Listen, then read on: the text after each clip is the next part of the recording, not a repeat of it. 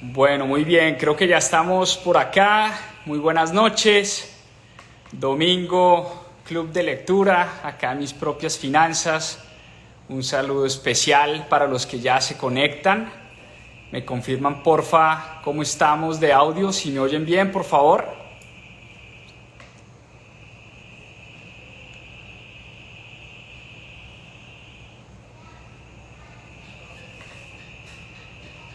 Hola, hola, me confirman, porfa, si me están oyendo. Buenas noches, ¿cómo están? Mil gracias a todos los que ya se conectan. Club de lectura en Mis Propias Finanzas. Para los que se conectan por primera vez, darles un saludo muy especial, una bienvenida. Y los que se están conectando todos los domingos, pues agradecerles por esa fidelidad de siempre. Hoy vamos con un libro espectacular y les tengo una gran sorpresa, así que no se me vayan, por favor. Hoy tenemos una sorpresa especial. Antes que nada, quería contarles que estuvimos de cumpleaños en Mis Propias Finanzas. Cumplimos 2 años el viernes, 2 años desde que nació esta compañía. Muchas gracias por ahí a los que están escribiendo mensajes de feliz cumpleaños. Ha sido un viaje espectacular. 2 años donde, si uno mira hacia atrás, lo que se ha construido es muy bonito. Lo que hemos logrado, uno siempre mira hacia adelante y uno siempre mira lo que quiere construir y la visión de futuro, pero a veces se nos olvida todo lo que hemos ver más de 8.000 estudiantes en Colombia y en la región. Nos hemos dedicado a la educación, a compartir contenido de valor, todo alrededor de la educación financiera, y eso es algo que nos pone supremamente felices. Pero bueno, sin más preámbulo, recordarles que solo por hoy todos nuestros programas y cursos están con el 25% de descuento a propósito de ese cumpleaños. Pero entremos en materia porque hoy tenemos un libro espectacular. Hoy vamos a estar hablando de este libro, Emprendedor Mínimo Viable, de Felipe Santamaría. De hecho, voy a escribir el título para los que están entrando. Voy a poner acá el título. Emprendedor Mínimo Viable, de Felipe Santamaría. Y voy a piñar el comentario para los que están entrando de una vez, que sepan que hoy vamos a estar hablando de emprendimiento, de qué es lo que se necesita para ser un gran emprendedor en la vida, para levantar capital, para construir equipos memorables, las características de los grandes emprendedores de la región. Pero además les tengo una sorpresa muy especial, y es que hoy vamos a tener al autor, ni más ni menos, del libro. Hoy tenemos con nosotros de invitado a Felipe Santamaría, autor de este libro. Vamos a ver si Felipe ya está por acá. Le vamos a mandar la invitación. Le vamos a mandar la invitación a Felipe.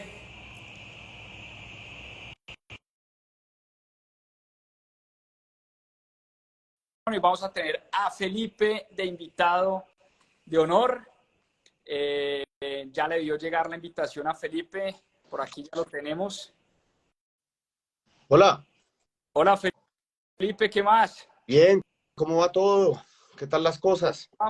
No, pues muy honrado de tenerlo por acá. ¿Cómo van las cosas? No, muchísimas gracias por la invitación, un gusto estar por acá. No, Felipe, pues muchas gracias de verdad. Eh, para los que se están conectando y para los que están llegando a este en vivo, hoy tenemos el autor del libro del domingo, Emprendedor Mínimo Viable. Tenemos a Felipe por acá. Y les confieso que me encantó este libro, y además porque Felipe tiene una trayectoria no solo como emprendedor, sino como gran inversionista. Felipe tiene una compañía, ya nos va a contar, ya le vamos a preguntar a qué se dedica, pero tiene una compañía aceleradora de emprendimientos y aceleradora de negocios en Latinoamérica, y ha sido impresionante el trabajo que él ha realizado en el ecosistema de emprendimiento, no solo en Colombia, sino en toda la región. Y bueno, somos unos privilegiados de tener a Felipe hoy con nosotros, así que Felipe, de verdad, muchas gracias y muy honrados por aceptar esta invitación. No, Juan Pablo, un gusto. muchas gracias y qué rico acompañarlos acá y hablar un poco bueno, de emprendimiento, inversiones en este tipo de inversiones que son las startups, ¿no? Buenísimo, pues cuéntenos un poco sobre usted, emprendimientos que haya hecho y sobre todo su fase como inversionista en varios de estas startups y de estos emprendimientos en Latinoamérica, que me imagino ha sido un camino bastante apasionante. Sí, bueno, no, pues les cuento un poquito ahí como para empezar. Yo más que inversionista me considero emprendedor y llegué al mundo de las inversiones en startups porque fundé una aceleradora que es un vehículo de inversión para startups en etapa muy temprana, porque siendo emprendedor realmente nos quedó muy difícil, ya hace más de 13 años, 12 años, nos quedó siempre muy difícil encontrar capital en el país y tocó salir a buscarlo. Y cuando lo logramos con nuestro equipo en ese entonces y salimos del país, pudimos conocer cómo funcionan los ecosistemas de emprendimiento por fuera y principalmente en Estados Unidos, me enamoré de esa idea, de poder montar una comunidad alrededor de emprendedores que los pudiera jalonar y empujar desde el primer día con capital, pero también con un network muy fuerte de mentores, de otros inversionistas, de conocimiento colectivo. Y así nació Rockstart. Ya llevamos 7 años y bueno, hasta el momento llevamos 52 inversiones. Próximamente salimos nuevamente a convocatoria y ya por ahí han pasado, aparte de las inversiones, hemos podido acelerar y acompañar a más de 87, si no estoy mal, compañías. Adicionalmente, pues programas abiertos para cientos de emprendedores en donde hemos podido pues ayudar mucho. Entonces así nacimos, así salió también este libro de esa experiencia acumulada, porque adicionalmente pues como ángel inversionista y como también tenemos como unos sindicados, unos grupitos de amigos de inversión con los cuales ya también tenemos unas 40, 45 inversiones. Entonces, de todo ese como camino nació Emprendedor Mínimo Viable. Ya hace, creo que vamos por 1 año y medio desde que se publicó. Espectacular, claro. Se da uno cuenta desde las primeras páginas que esto es eh, recoger un montón de experiencias que ha vivido usted, no solo como emprendedor, sino como inversionista en estos emprendimientos, en estas startups.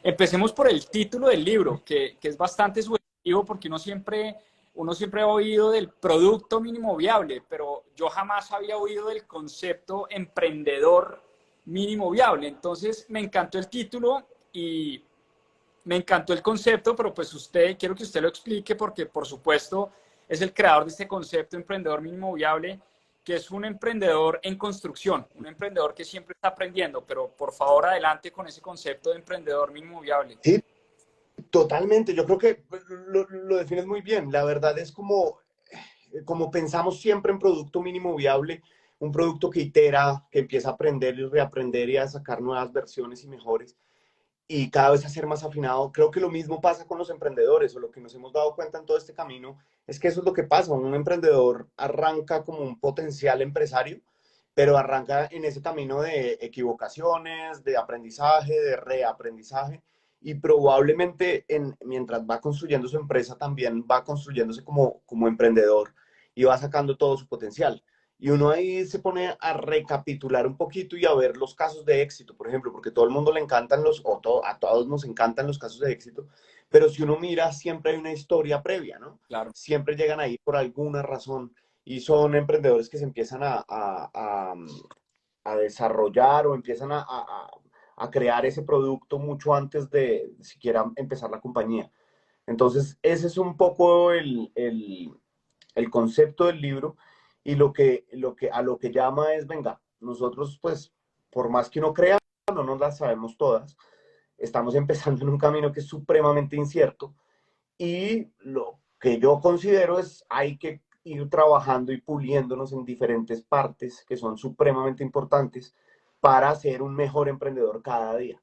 Entonces ahí es donde, bueno, primero hay una parte de ADN que creo que son características generales que he identificado dentro de los emprendedores o que más me han llamado la atención y he visto comunes, pero también 4 componentes que son supremamente importantes a la hora, digamos, de poder desarrollarnos como empresarios. Y el primero es, bueno, hay varios, pero uno muy importante son las relaciones también que vamos teniendo a lo largo que vamos creciendo como empresario, para, digamos, para convencer emprendedores, para convencer, por ejemplo, talento que venga a trabajar a nuestras compañías, otros socios que vengan a aportar lo suyo, sea dinero, sea recursos, sea capital, sea recursos, capital o de trabajo, pero también para otros mentores, clientes y demás. Entonces ese es un poquito el mapa general del concepto y bueno, ahí seguramente vamos a profundizar mucho más en eso. Sí, total. Hablemos del ADN del emprendedor, porque usted ha conocido varios emprendedores a través de su carrera. Eh, usted habla de cuatro o cinco componentes importantes. No, perdón, tres componentes que son la ejecución. Usted habla de ejecución. Usted habla de un pensamiento enfocado en el crecimiento y habla de una pasión muy grande que tiene el emprendedor por su negocio, por su producto. Entonces, cuénteme un poquito por qué esos tres componentes y de dónde nacen y de dónde salen. Total, exacto, para mí esa parte del ADN es como un trípode, que son tres partes supremamente importantes, o yo creo que igual de importantes, y de adicional uno le puede meter como más capitulitos y más cosas, pero esas tres para mí son como la piedra angular de lo que es el ADN emprendedor. ¿De dónde nació? La realidad es que nosotros le hemos intentado meter, por ejemplo, desde Rockstar, como, como como mucha ciencia, intentar desarrollar mucho conocimiento sobre cómo seleccionar startups y cómo y qué se debe encontrar en las startups en sus primeros días, pues porque en los primeros días no se van a ver números. Uno va a ver un equipo, va a haber una idea, va a haber otra cosa, pero no números. Entonces, ¿cuáles son esos factores que uno tiene que ver sí o sí? Y empezando con esa lógica, con los años fuimos desarrollando y fuimos dándonos cuenta que realmente esos tres componentes son grandes diferenciales. El primero, pasión por crear algo grande, es muchas veces el emprendedor empezamos y estamos apasionados por un problema, una solución, por un problema, por un mercado o algo, pero la verdad es que, como todos sabemos, emprender es muy jodido y la pasión tiene que ir un poquito más allá, ¿no? Antes o sea, porque va a ser más fácil renunciar e irse a un trabajo que continuar en muchos días, yo diría que de los primeros 1000 días como emprendedor. Entonces esa pasión tiene que llegar un poquito más allá y de realmente prácticamente que volverse una obsesión por crear algo. Porque uno como founder yo creo que necesita de verdad estar enamorado de esa idea grande, de esa visión grande que uno quiere lograr con su compañía y estar enamorado al nivel que lo haga mantenerse en los días más difíciles, que son bastantes, ¿no? Entonces esa sería como la primera y que lleva como todo ese, lo que empuja. Después, para mí lo que diferencia o empieza a diferenciar mucho a los buenos emprendedores de los grandes soñadores es una ejecución realmente fuerte y buena. Y cuando decimos intimidante o imponente es realmente esa gente que pasa del modelo de negocios a la acción muy rápidamente y como con muy pocas fricciones.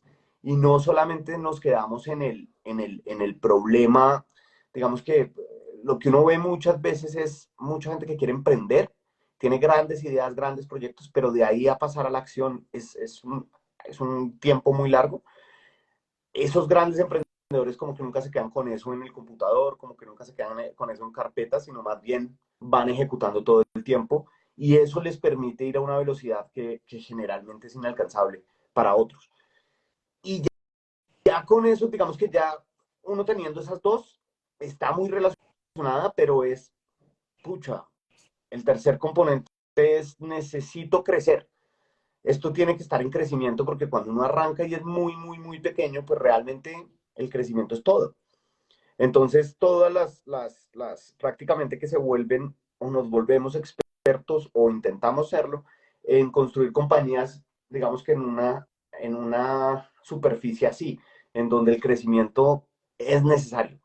Eso de estar en una llanura tranquilo, seguir creciendo de a poquitos, como que no funciona.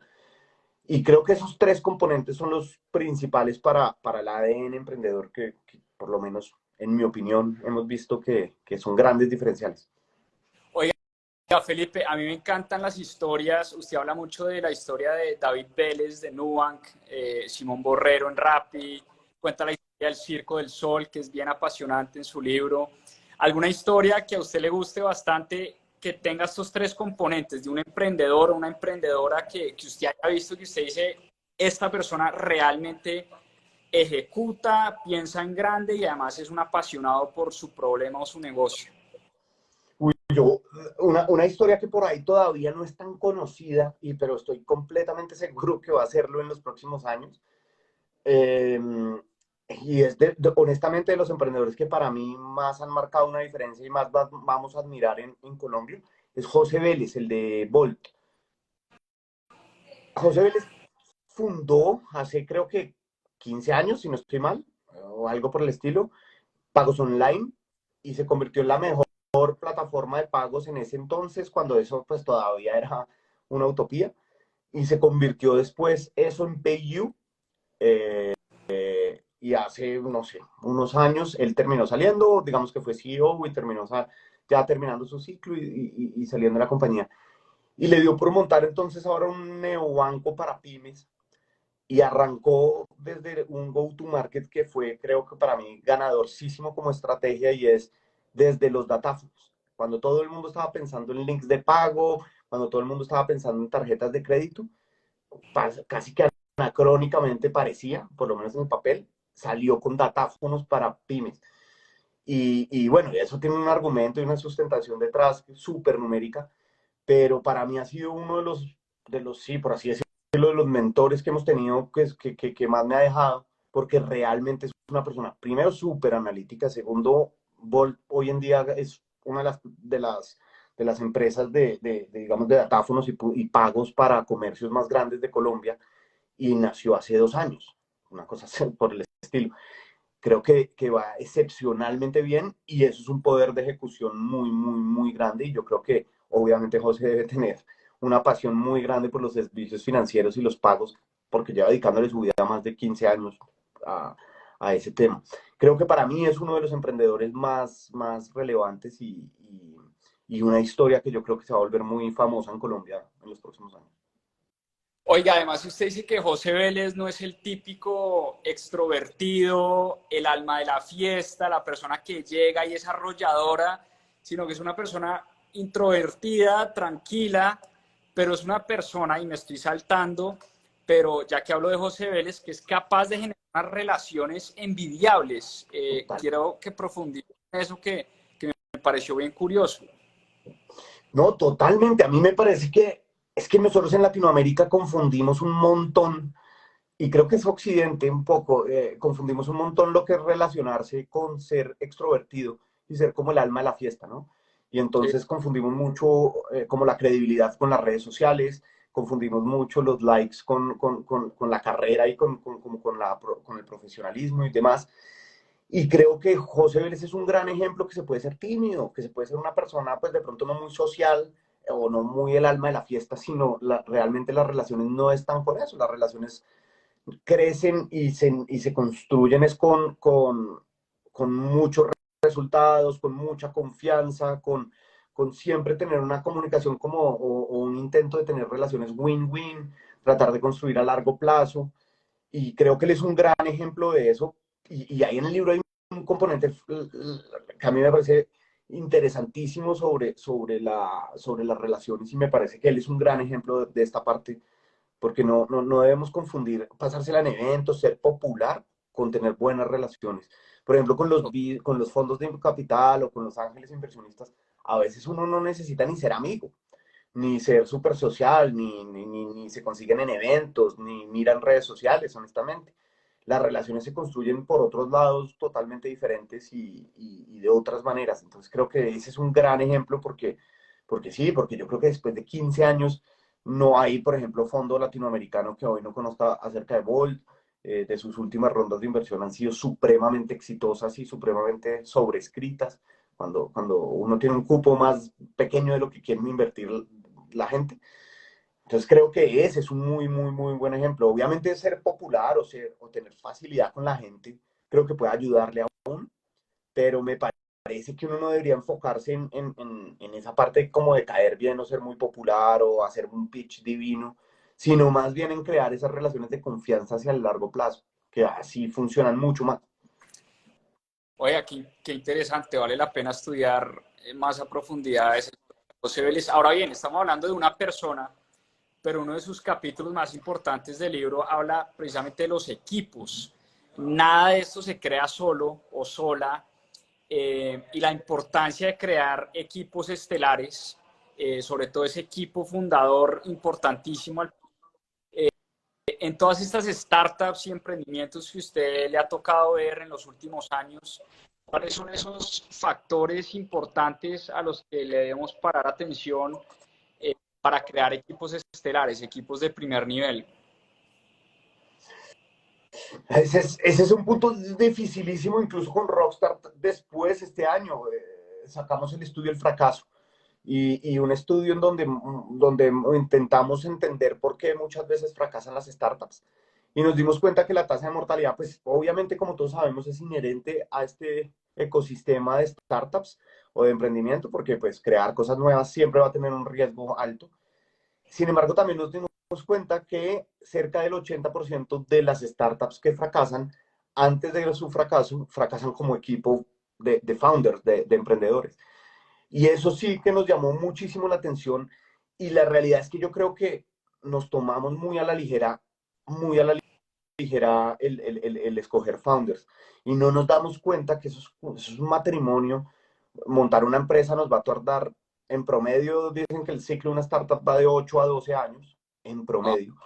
Entonces, es con gente que uno va a tener que tomar decisiones, pasar cosas duras, difíciles, momentos muy difíciles y demandantes, y uno se lo toma muy a la ligera, ¿no? Prácticamente que el análisis que hacemos es: Juan Pablo, usted sabe de finanzas, Felipe, usted sabe de X o Y, necesitamos una persona que sepa de tecnología y montemos algo. Y pues sí, esa es como la primera capita, ¿no? La primera capa es que seamos interdisciplinarios, que en el equipo encontremos una cosa, todo lo que vamos necesitando y todo, pero más allá de eso es lo que veíamos como el propósito o esa pasión por esa visión que tenemos y tenemos que compartirla. Y si yo, Juan Pablo, usted y yo y no sé, una tercera persona nos sentamos a hacer una empresa, probablemente así, si lo hacemos así de light, pues usted puede querer hacer una empresa para sus hijos, que se las quiere heredar y que dure, pues, 80 años y sea una empresa supremamente grande y robusta. Yo puedo querer ser millonario en 3 años y estar en un yate en Europa y vivir jubilado. Y el tercero puede querer tener una empresa supremamente fondeada por fondos de capital y salir eventualmente a IPO. Y los tres podemos tener razón, podemos querer ir a un lugar donde es viable, pero digamos que son completamente diferentes los caminos que quisiéramos tomar. Y ahí ya la tercera parte, la final y la más difícil es realmente, pues, qué tipo de compañía queremos tener y qué tipo de decisiones queremos tomar. Porque no es lo mismo querer levantar 30 millones de dólares el primer día y levantar una compañía y mejor dicho, y quemar capital a una velocidad X o Y. No es lo mismo que otro que no quiere levantar capital y no es lo mismo una que su principal incentivo es el impacto, el otro, el principal objetivo es llegar a IPO. Tiene muchas aristas y la empresa se va a parecer mucho a lo que queramos como sus socios, ¿no? Entonces ahí hay muchos problemas y yo lo que veo es que los emprendedores nunca nos tomamos realmente el tiempo cuando estamos en este camino de emprendedor inmobiliario, sobre todo al inicio, no nos tomamos mucho el tiempo de ahondar en esos temas más difíciles, como la cultura laboral, qué tipo de compañía y cultura queremos crear. Y solo nos quedamos en la parte de arriba, en la parte más fácil, ¿no? Pues más lógica, la parte de seamos interdisciplinarios, tengamos experiencia previa en lo que queremos crear y más o menos hagamos un equipo que en un deck se vea bonito, pero no somos un gran equipo. Total, en estos días de oía a Andrés Bilbao que decía que los fundadores deberían ir a terapia juntos y es que tiene sentido. Esto es un matrimonio de largo alcance y sí, persona de finanzas, una persona de tecnología, junto el rompecabezas y creo que eso va a ser exitoso, pero detrás de eso, usted habla mucho de la cultura en su libro, Felipe, de la cultura empresarial, de la cultura de una startup. ¿Cómo crear esa cultura? Y entiendo que esa cultura también la definan mucho esas primeras contrataciones, ¿no? Sí, la verdad es que la cultura la empiezan a definir las primeras contrataciones y los canales de comunicación que uno empiece a generar con esas primeras personas que uno tiene. Entonces, digamos que somos 3 personas los que montamos una empresa y las primeras 10, 12 personas, generalmente, y las relaciones que tengamos y comunicación que tengamos con esas personas, es lo que va a definir esa cultura. Y yo creo que lo difícil de una cultura que es, es no, no es lo que yo quisiera que dijeran de mí, porque eso es fácil de definir, ¿no? Como compañía, ¿no? Es fácil de definir. Lo difícil de la cultura es que la cultura se vuelve como un cuerpo aparte, ¿no? Y empieza a tener como unas dinámicas que uno no controla, lo controla la gente. Y la gente, uno solo es uno más de las personas. Entonces uno a veces, yo creo que sobreestima el poder que uno tiene en crear la cultura o piensa que es más fácil y en realidad la cultura se, se, se deteriora o se favorece con cada acción de cada persona dentro de la organización. Y en la medida que eso va creciendo, pues es dificilísimo, es una tarea compleja, es decir, se logra, pero es una tarea bien compleja porque toca armar un lugar en el cual la gente, como los equipos, se siente como parte de, y eso, ese sentido de pertenecer hace que la gente empiece, el trabajador y los miembros del equipo empiece a sentirse parte de algo más allá de un trabajo. Y lograr eso es supremamente difícil. Eso no, a veces últimamente yo creo que a veces ya, sí subestimamos mucho la cultura y creemos que es solamente lo que nosotros mismos decimos de nosotros mismos y un par de workshops al año y un par de posts en LinkedIn y cosas, pero es un tema supremamente complejo. Sobre todo en esas etapas de crecimiento acelerado, o sea, por ejemplo, un Rappi, usted habla mucho de Rappi en su libro, que contrataba 50, 100 personas a la semana. ¿Cómo hace uno para mantener esa cultura cuando está vinculando al equipo 100 personas, 500 personas en un mes? Es una cosa complicadísima, ¿no? Total, total. Y aparte que uno puede quererlo cuando entra, ¿no? Pero uno, por ejemplo, cuando está manejando una empresa, siempre tiene que tomar decisiones y cuando son tantas cosas al tiempo, pues la cultura se empieza a parecer en eso que es más repetitivo en la toma de decisiones. Entonces, si yo lo que quiero es, o mi decisión siempre va a ir, no, vamos por crecimiento y vamos a, sí, a priorizar ir rápido, entonces la cultura se vuelve ir rápido y se vuelve priorizar el ir rápido. Y yo puedo querer que seamos centrados, que hagamos las cosas más pausadas, pero si mi última decisión ante un conflicto o situación es ir rápido y premiar la celeridad, digamos que la cultura sería otra cosa lo que yo digo. Y ahí es donde yo creo que es más difícil mantenerlo, ¿no? Mantener ese orden de lo que yo quiero y lo que termina pasando. Oiga, y hablando de cultura y sobre todo liderazgo, ¿cuáles son esos rasgos que usted ha encontrado en los grandes líderes de la región? Esas 4 o 5 características importantes que debería tener un líder para manejar una startup o una compañía en crecimiento acelerado. Uy, esa está muy buena. Yo creo que a mí, sobre todo, y creo que por lo menos de los casos que yo más he conocido, es liderar bajo el ejemplo. Ese me parece que es clave. O sea, el ejemplo es si yo quiero que nos comportemos de X o Y manera en la compañía y le pido de cierta manera eso a mi equipo, pues yo tengo que ser el primero parado en la cancha y sacándolo adelante. Creo que ese es indispensable. Y el segundo, creo que hay otro punto fundamental y es realmente liderar. Es pensar muchas veces hacer brillar más que brillar. Y ese creo que uno al inicio, y lo digo a nombre propio, creo que uno al inicio no es tan consciente de la importancia de esto, de hacer brillar más que brillar y de crear o buscar crear y ser coherente con esa búsqueda en todas las decisiones, buscar crear que la gente de verdad pueda sacar el mayor provecho de un trabajo, más hoy en día.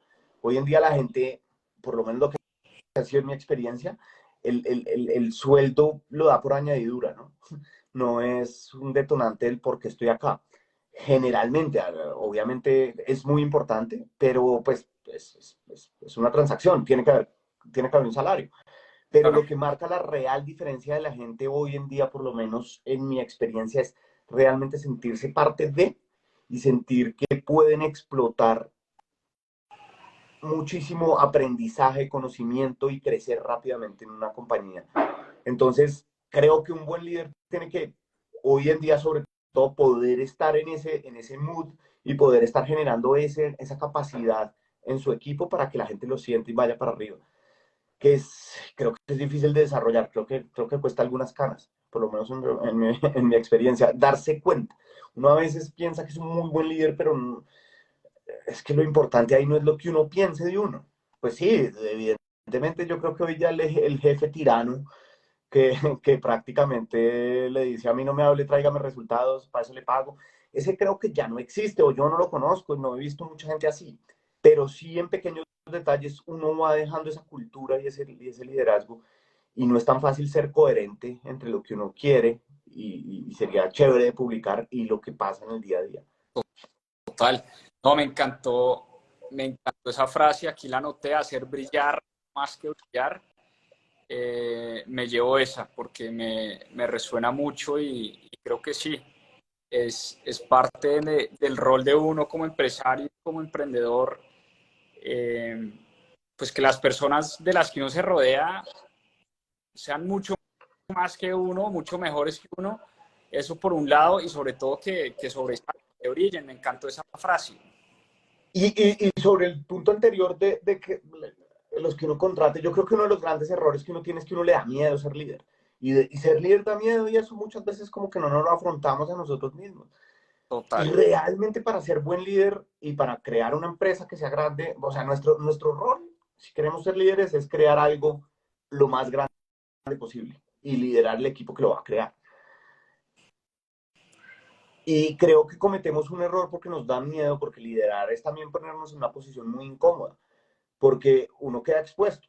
Y si yo traigo a Juan Pablo Zuluaga a que me ayude con las finanzas de la compañía, probablemente yo voy a quedar expuesto a que él sabe 3 veces más que yo de finanzas. Y entonces uno se siente inseguro. Y cuando uno está en esos primeros pasos del emprendedor mínimo viable, ¿uno qué hace? Entonces dice, no, espere, la incomodidad me la ahorro, yo traigo gente con la cual yo me sienta cómoda porque no quedo tan en evidencia que yo soy un bruto para las finanzas. Total. Y así, pues, a esa velocidad es que va a ir la empresa. Cuando uno rompe esa barrera y dice, no, más bien yo voy a traer a los más tesos de todos, porque necesitamos sacar esto adelante, uno rompe un poquito esa barrera del ego y creo que puede liderar mucho más porque la idea es hacerlos brillar. Entonces, no, venga, me traigo a los más cracks o a las más cracks de todo en cada tema que necesito y que exploten acá, que nos lleven al otro nivel y Total. el buen líder sabe reconocer eso o debería poder saber reconocer eso. No, total. Oiga, me encanta eso, me encanta eso. Como le digo, lo anoté acá, hacer brillar más que brillar. Vámonos al tema del producto, porque bueno, emprendedor mínimo viable, creo que ya entendimos perfectamente el concepto, pero también usted habla de producto mínimo viable y usted también menciona que uno de los grandes errores hoy en muchas startups es que nos estamos enamorando de la tecnología, nos estamos enfocando mucho en la tecnología más que en el usuario, ¿no? Más que en la persona a la que le estamos vendiendo o a la que le queremos vender o el dolor que queremos realmente solucionar. Cuénteme un poquito de eso que me pareció bien, bien interesante. Sí, total. Yo creo que el tema, y lo voy a poner con un ejemplo. Todo el mundo que está acá, que es una comunidad grande, hay como 400 personas en este momento. Todo el mundo que está acá está por un problema y necesariamente no está enamorado de la plataforma por medio de la cual le entregan o le solucionan ese problema. Está acá por el conocimiento, en este caso.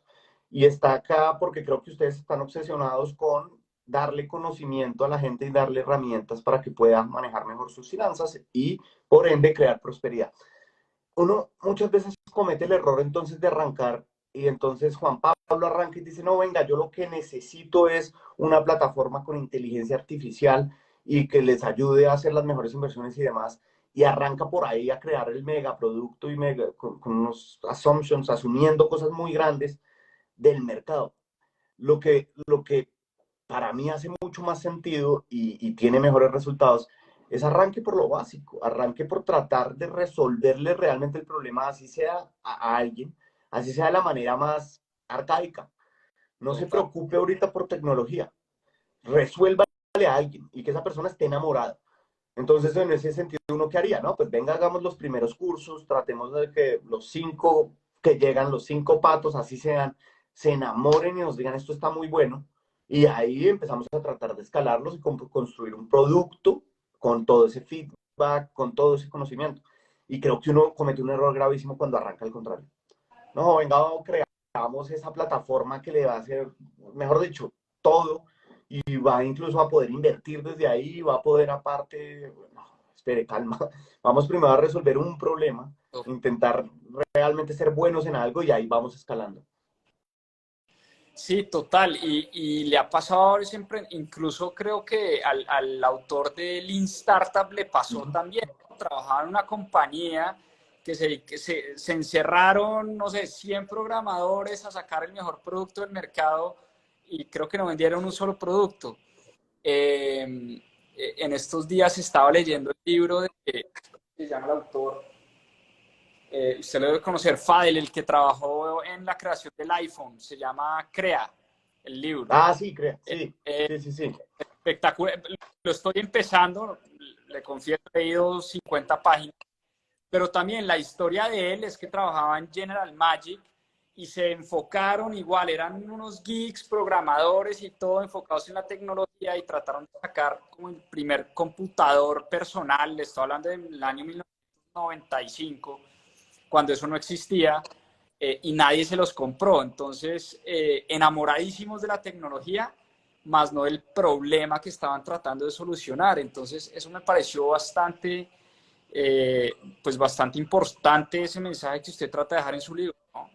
Total, y adicional ahí creo que hay un tema y es que una cosa también, y uno tiene un sesgo y es, pues, probablemente si yo voy a hacer una compañía de sacos, van a ser grises. Y yo voy a decir, no, a todo el mundo le gusta el gris. Y uno lo asume y ese es su modus, su primer estudio de mercado es lo que uno trae preconcebido. Y eso es lo primero que hay que romper. Por eso es indispensable salir a la calle y de verdad hablar con clientes reales, porque puede ser que yo sea la excepción en ese tema, que yo realmente no lo vea como lo ve la gente y cuando uno construye antes de hablar con clientes, antes de realmente salir al mercado y salir al ruedo y ver qué hay, es cuando construye cosas pues que pueden ser muy buenas a un nivel tecnológico, pero me quedé yo con ese, o sea, son muy buenas para mí, pero yo no sé si uno tiene que validar si uno es representativo en el mercado. Y ese ahí creo que es el gran problema y lo que uno tiene que ir indagando todo el tiempo. Creo que la gran enseñanza del Lean Startup, de todas las metodologías ágiles, es eso. Es usted salga y aprenda de sus usuarios, no aprenda a la academia sobre cómo hacer un producto que le resuelva X problema a alguien. Salga a la calle y aprenda de ellos. Y ahí pueden tener más chances. Oiga, y otra de las frases que me encantó de su libro es que su producto tiene que ser tan sencillo como un banano. Sí, Explíquenos. es decir, esa es una teoría, digamos, como del producto, de las nuevas tendencias del producto, y es realmente el banano es el producto perfecto. La gente no necesita un instructivo para abrir un banano y comérselo. Tiene un diseño simple, es fácil de cargar, es fácil de abrir, es fácil de comer, la gente lo come y lo desecha fácilmente. Y creo que eso es lo que uno tiene que lograr con un producto, que no necesite manual instructivo, que sea supremamente fácil. Yo creo que nadie, uno medianamente uno ve a alguien abriendo un banano alguna vez y ya aprendió, ¿no? Siendo muy niño aparte. Y creo que eso es lo que hay que generar, que sea simple y útil, que no nos vayamos con muchas más cosas de las que, vamos, de las que se necesitan, porque al final pues el valor está en la fruta y no en el empaque, como, qué, tan, o qué tantos features tiene. Creo que uno también ahí tiene mucho ego encima y quiere ver su producto, pues que sea una nave y que uno la explique y tiene 150 partes y la realidad es que no. Bueno, un producto entre más sencillo, más simple, es mejor. Total. Pues ya saben, si van a crear un producto que sea tan sencillo como un banano, me encantó esa frase. Felipe, usted hizo un estudio sobre el fracaso, de por qué fracasan los emprendimientos y las startups, pero usted también menciona que solo hay una única razón por la que las empresas fallan, y es por falta de flujo de caja. Y aquí sí nos metemos a hablar de finanzas puras y duras. Y como emprendedores muchas veces nos olvidamos de lo sencillo que es eso. Las empresas venden, gastan y generan una utilidad o no, y se quedan sin caja para seguir operando. Y ahí creo que fue donde usted encontró un enorme hueco, si se quiere, un enorme problema, y es en esa dificultad que tenemos los emprendedores en Latinoamérica para financiarnos. Creo que usted da una cifra y una startup, un emprendimiento en Colombia, en Latinoamérica, tiene que estar operando 3 o 4 años para que un banco le abra las puertas. Y si le abren Para las una puertas tarjeta de para crédito, una tarjeta de para la crédito, primera tarjeta de crédito, ni siquiera un crédito, ¿no? y para un crédito, si acaso le dan a usted, no sé, $10,000, $20,000 para poder operar. Entonces, ahí hay un reto enorme. Pero pues usted que ha estado en este ecosistema de emprendimiento y sobre todo levantando capital para startups, ¿cómo es ese proceso de conseguir capital para poder empezar? Sí, ese es un tema supremamente álgido y sobre todo por las últimas semanas lo que está pasando y lo que ha pasado con las startups y unos, no, que yo no quiero levantar capital y a mí no me gusta y eso es humo. Y la realidad es que uno tiene como 5 maneras, realmente uno tiene como 4 maneras de levantar, de traer plata a la mesa y aparte pues ese es el objetivo de una empresa, ¿no? Que nosotros como gestores de esa empresa traigamos el capital a la mesa necesario para crear lo que queremos crear. Porque estamos creando al final como una máquina de generar riqueza. Y si no ese es el objetivo, uno no está haciendo empresa, uno está haciendo un show, uno está haciendo otra cosa, porque al final esto es de números y una empresa tiene que generar dividendos, utilidades, tiene que generar, digamos que riqueza. Claro, que se demore uno un poco más en generarla y demás, eso ya son apuestas y estrategias. Por ejemplo, las startups súper fondeadas, la estrategia, al menos en el papel, es yo estoy perdiendo hoy apostando en crear una máquina más grande para que en el futuro yo tenga una super máquina que genere muchas utilidades, mucha riqueza. Y hoy estoy sacrificando, digamos, la rentabilidad para crear esa máquina inmensa. Al que le salga lo va a lograr, al que no, pues va a fracasar en el intento. Pero esa es la lógica que hay detrás. Pero la realidad es que uno como founder en un inicio solo tiene 3 maneras de levantar, de traer plata a la mesa que necesita para construir. Una de sus clientes, otra de aportes de uno mismo y la tercera, la cuarta, bueno, son 4, la tercera de crédito. Y si esas 3 no funcionan, pues a uno le toca ir por inversión y por inversión externa. Entonces, por eso, para crear algo generalmente de tecnología, por ejemplo, y uno quiera ir más o menos rápido y demás, pues requiere capital externo porque los clientes se van a demorar un poquito más en llegar.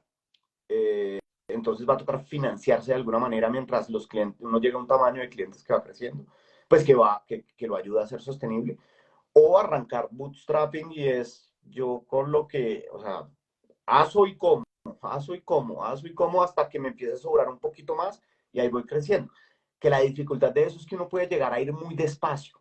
Claro, Entonces, ahí va. Y ya cuando uno pues dice, listo, me voy por la inversión, pucha, yo creo que el problema más grande que tenemos como latinoamericanos es que no entendemos ese juego. Nosotros lo tenemos en la cabeza que eso es como pedir plata de beneficencia, no entendemos bien cómo funciona el mundo del venture capital, del capital de riesgo, y no entendemos muy bien cuáles son las reglas. ¿Por qué un inversionista estaría invirtiendo? ¿Qué está buscando? ¿Cuál es una rentabilidad atractiva para un inversionista de venture capital? ¿Qué tengo que ofrecerle? Es un montón de cosas que es difícil y que hay que prepararse. Y que yo creo que el emprendedor latinoamericano en muy alto nivel, en muy alto porcentaje, no conoce y no se prepara. Y la tercera y la última parte es que el venture capital, cuando uno toma esa decisión de levantar capital de alguien externo, para que sea interesante para ese externo, para ese tercero, uno tiene que tomar unas decisiones de empresa que son bastante agresivas. Y es el emprendedor, el inversionista asume el riesgo de poder perder todo, pero no quiere ver una empresa que va ahí más o menos. Quiere ver una apuesta grande que pueda llegar a ser 100 veces del tamaño que soy la empresa en un periodo de tiempo razonablemente corto. Entonces uno también está diciendo, pues bueno, si quiero recibir capital, esa es como la decisión que tengo que tomar yo y cómo me debería comportar para que sea como win-win para el inversionista y para nosotros. Pero hay gente que no se siente cómoda con eso. Incluso en Latinoamérica hay un punto muy fuerte y es que a nosotros no nos gusta, naturalmente, digamos, culturalmente no nos gusta la idea de entregar acciones de nuestra compañía porque sentimos que estamos perdiendo el control. Y esto es, me van a quitar mi empresa y somos un poquito desconfiados en eso. Y creo que ahí entonces las dos cosas son pues insostenibles, ¿no? Total. Que eso nos lleva a hablar la diferencia que a veces confundimos mucho entre una startup y un emprendimiento. Si nos puede contar cuál es esa diferencia que me parece importante que la hablemos. Total, para mí una startup es un experimento de empresa gigante. Es un proyecto de empresa gigante. Es como si dijéramos, venga, vamos a hacer un experimento de encontrar la vacuna del COVID hace 3 años. Y entonces, bueno, acá hay científicos, tenemos un laboratorio y vamos a sacarla, vamos a ver si encontramos porque creemos que por esta ruta llegamos. Si la encontramos, pues imagínense, creamos una cosa súper útil para la humanidad y va a cambiar la historia y Y de ahí eso se puede hacer un gran negocio.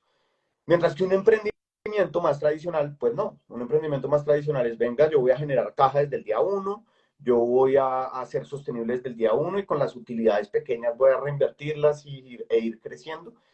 Y si uno mira, no tiene primero nada de malo. Yo creo que a veces como que nos ponemos en unas luchas ahí que no, es que yo soy startup y yo no, y usted no es rentable y yo sí. Es como, es una apuesta diferente.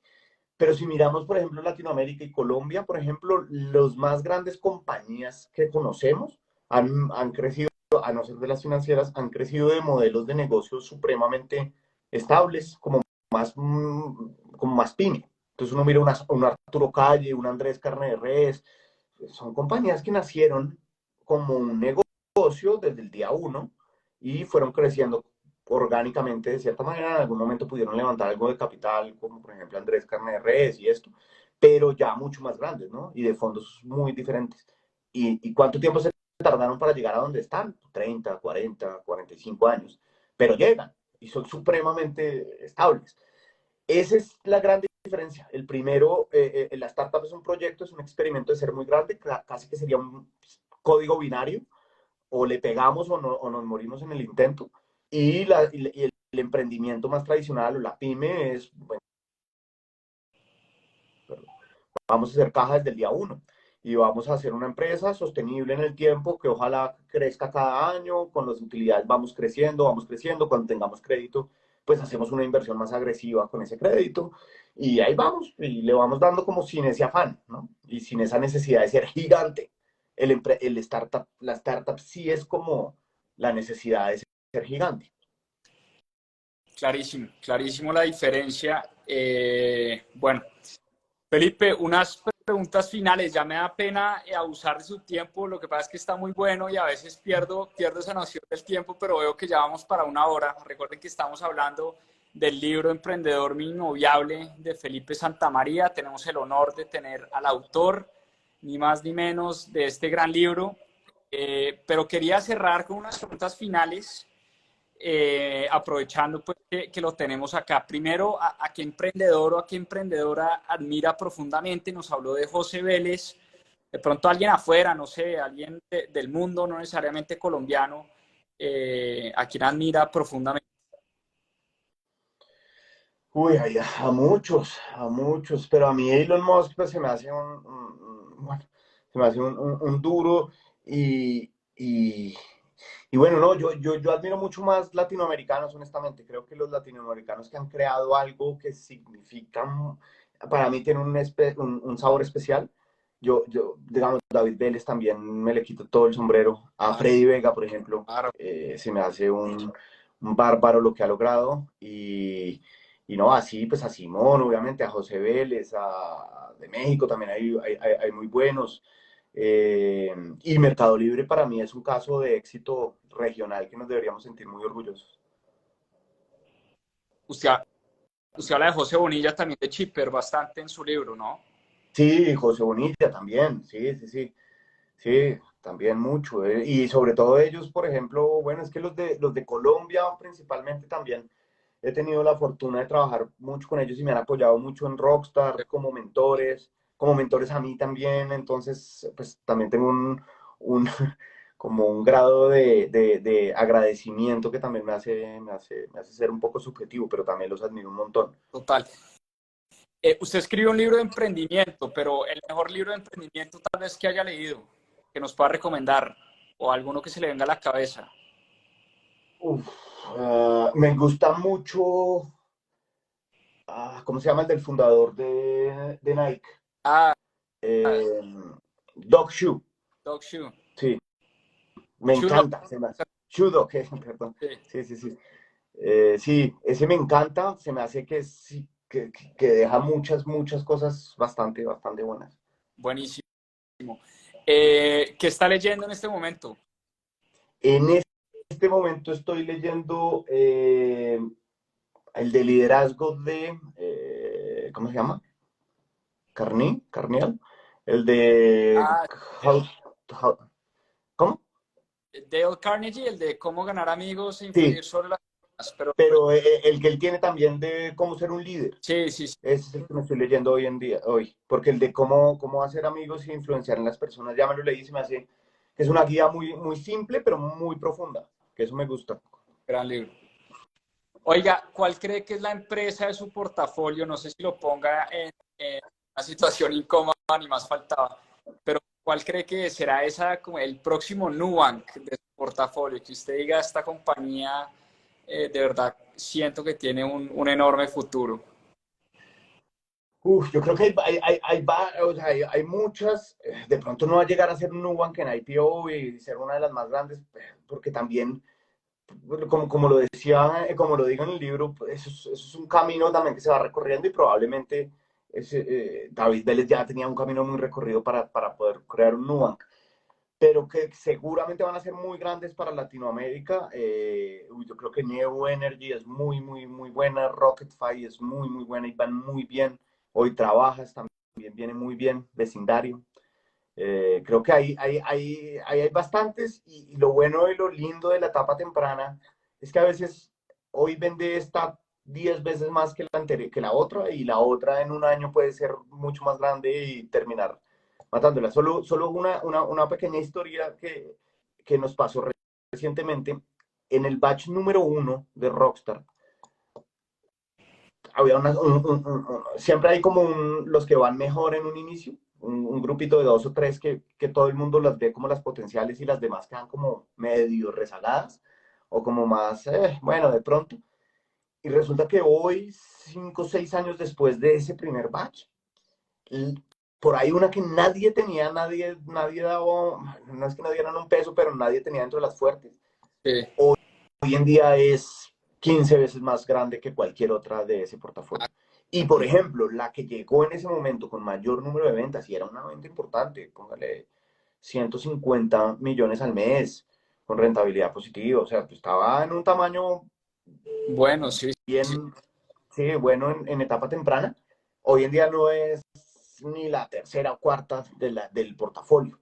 A lo que no, voy es que eso es lo chévere de este mundo porque es sí, supremamente cambiante dinámico. y depende mucho del equipo. Entonces, sí, esa es la historia. Esta se llama Cluey, la del primer batch, que también creo que es una de las que la están toteando porque hoy en día están integrando en menús digitales, Sí, QR para pago directo y pago Ah, en mesa. sí.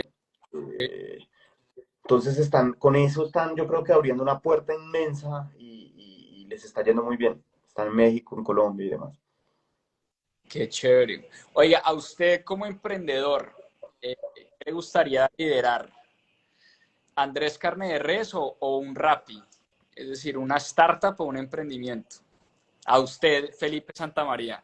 No como inversionista, sino como emprendedor.